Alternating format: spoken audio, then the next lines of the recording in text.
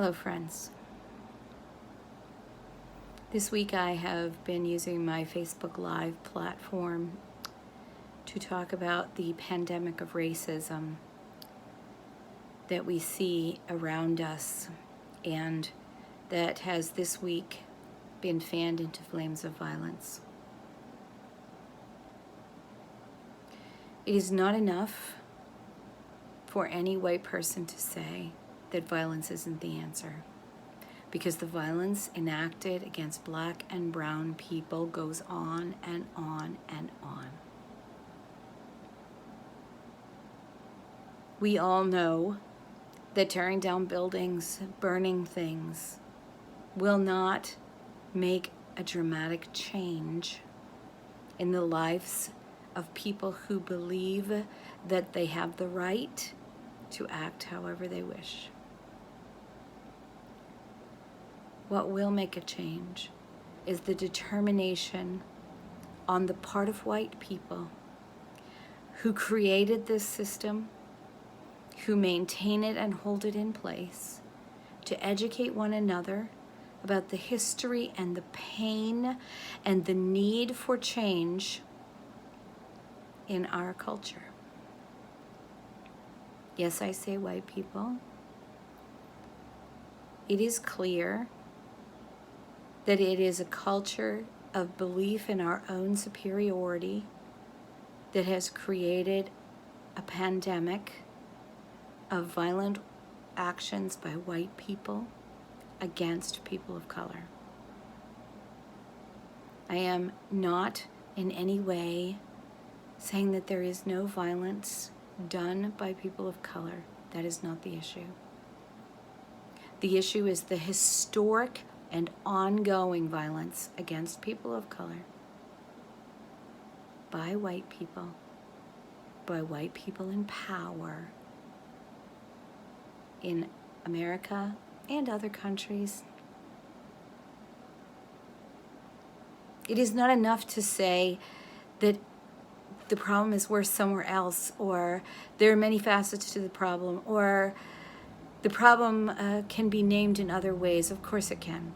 It is not enough to say that violence isn't the answer, that change can happen, that we are good people with good hearts and we can make a change.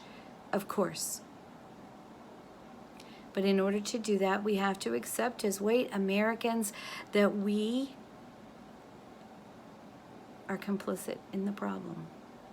When we don't raise our voices, when we allow our internal biases to take hold and shape the ways in which we act, some of which may seem entirely benign to us, and yet cause harm, cause pain to people of color.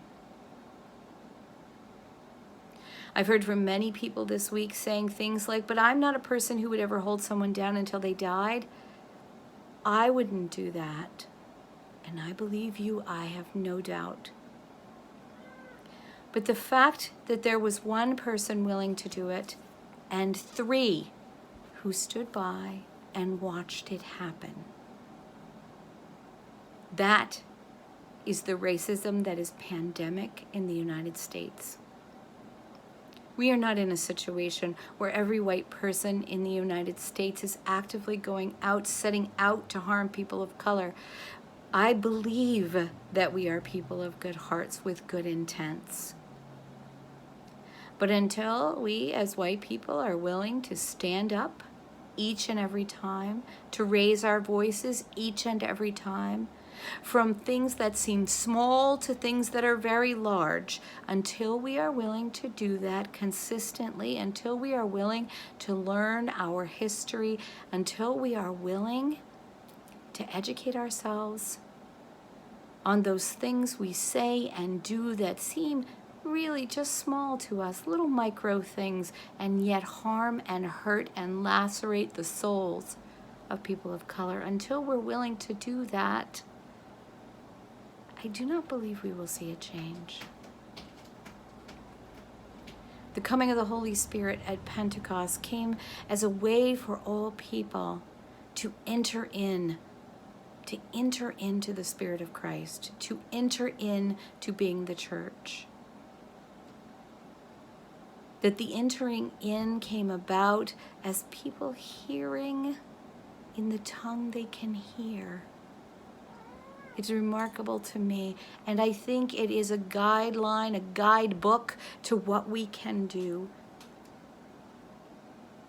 If we can hear with empathy and try to understand the pain and anger of the people who have been harmed in this country by racism, if we can hear in that tongue, I believe we can make differences. If we can speak with voices that use our white privilege, the fact that as white people we are already given the benefit of the doubt in so many ways just on sight, if we can use that to speak out, to intervene, to not be complicit in acts of violence against people of color, whether verbal or physical, then I think we can make a change. My heart breaks for the hurt and the anger and the pain. My heart breaks for the fear of people who are witnessing rage and maybe not understanding it. We can do better than this. Christ has taught us how to do better than this.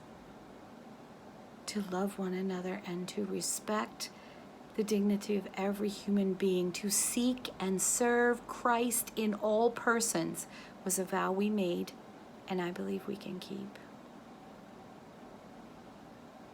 Please know you are in my thoughts and in my prayers. I hope that you will take this opportunity to learn, to speak out, to add your voices and say that all the people around me are God's people, and my love for them and my care for them must be as Christ's care for each of us. I pray this in the name of Christ.